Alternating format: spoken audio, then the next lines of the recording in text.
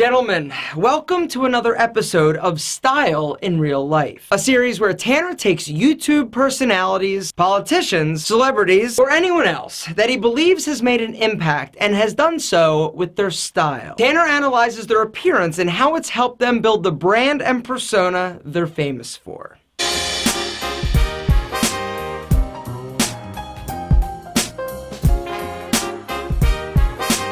This episode of Style in Real Life is about a man who owns the YouTube market on men's clothing and grooming. He has well over 2 million subscribers, deserves every single one of them, and his name is Aaron Marino.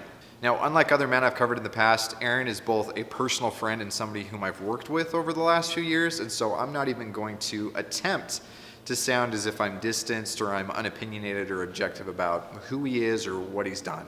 If you would have told 16-year-old Aaron that he was going to end up having the biggest menswear channel on YouTube and that his life would be dedicated to filming videos, talking to a camera, but ultimately helping men understand how to dress better, how to groom better, or get in better shape, he probably would have laughed you out of the room. Because 16-year-old Aaron wanted nothing more than to run his own gym. And run his own gym he did. In fact, he ended up owning a few of them. But as is all too common, he had a string of bad partners and ultimately watched as this dream that he'd held on to for years just crumbled around him. As I've heard him tell this story in person, every time he recounts it, you can still hear the frustration in his voice. And I can only imagine how difficult that was, building something up only to have it crash and burn because of the poor decisions of other people around you. But thankfully, Aaron's not someone to wallow in misery, and so he chose to adapt and is now doing something entirely different, but something that he's fully embraced and gets a lot of fulfillment out of doing. He started out his journey of becoming an influencer by doing some one-on-one coaching, particularly when he had a coworker ask him for some help with an upcoming date.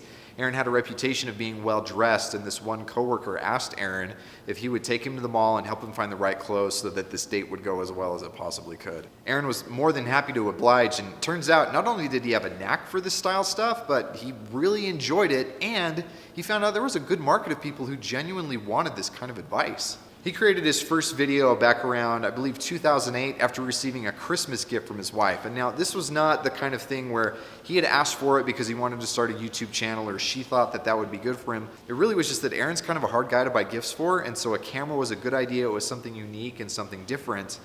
And then it just exploded from there. Now, maybe exploded isn't the right term because unlike a lot of guys who see these meteoric rises, who jump up in subscriber counts and reach incredibly quickly, that was not the case for Aaron. In fact, it took him years and years to get to the point where he just crossed over 100,000 followers. However, once he got his momentum going, and particularly once he found his voice, once he was able to really connect with his audience, that rise certainly did accelerate. And now he continues to grow, and it's so fun to watch him. I've known him since he was at about maybe 400,000, and to watch him get 1 million and then 2 million and continue to grow has just been really, really cool to see him achieve all this well-deserved success with what he's doing. Okay, but here's the thing about Aaron. He's not content to just do YouTube. He always is doing new things and trying out new ventures, and in fact, he's got a few other businesses, one of which is Pete and Pedro. It's a hair care product. Another one is Tiege Hanley, which does men's skincare. If you want to see my review of them, you can go see this here. He and Antonio Centeno from Real Men, Real Style run a men's conference originally called StyleCon and now called Menfluential. And Menfluential is actually the name of a business that they run along with a few other partners that helps influencers like myself get connected with brands so that we can get you guys turned on to good brands, and then we can also make a career out of doing this kind of stuff. They just create win-wins for everybody. So Aaron's got a lot of irons and a lot of different fires, and he continues to see more and more success with these, especially because they're all fairly synergistic. All right, so now that you know a little bit more about him, let's talk about his style and how that has contributed to the success that he's seen. One of my favorite things about Aaron is that it's really hard to peg him into just one archetype. We'll talk a little bit more about that at the end of the video, but let's just say that he's got a really broad sense of style. And while you think that somebody who runs a style channel not only has this stuff figured out now, but has had this stuff figured out for a long time, that's actually not the case. In fact, Aaron was telling me that when he first started, he just went to the department store and picked up a bunch of sport coats and a few button-up shirts, thinking that if he's going to be running a style channel and he's going to be giving men advice on how to dress better, the only appropriate image that he can use to be presenting that is what you probably assume. It's the well-dressed, presented, kind of suited up gentleman And that was what he decided, or at least that's what he thought he needed to be. In fact, he thought he needed to be that way and was that way for quite a few years. You go back and you watch his old videos, and for a lot of them, that's what he was wearing. And he's got this like big double Windsor knots, and it was just an image that it was more what he thought it should be as opposed to what he actually was, or what accurately reflected him and how he dressed when he wasn't in front of the camera. However, he slowly started to drift more and more casual until eventually he landed on something that's almost become a uniform. He wears it more often than not.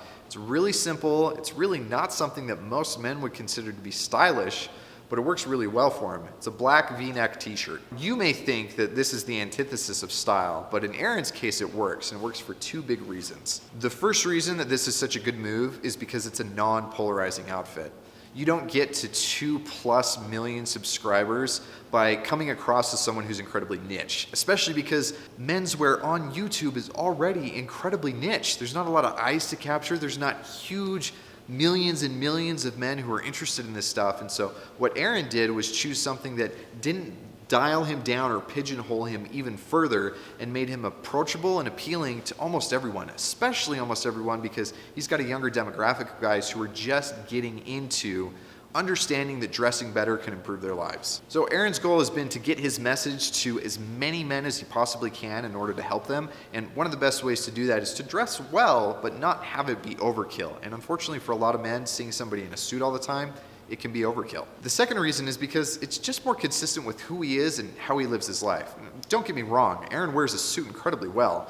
He buys stuff that fits him well, it's flattering on his build, it works with his proportions, but it's not something that he wears every day. He knows that it's not something that a lot of guys wear every day, and so it's counter to his approach of trying to be the everyman style consultant. Because when you watch his videos, ultimately, Aaron ends up coming across more like he's a bro or a buddy who's just like, I'm gonna help you guys dress better, as opposed to this kind of stiff and formal, paid for executive image coach. And that's very much on purpose. That's what he wants to do because that's how he interacts with people. I know that how he is on his videos is how he is in real life.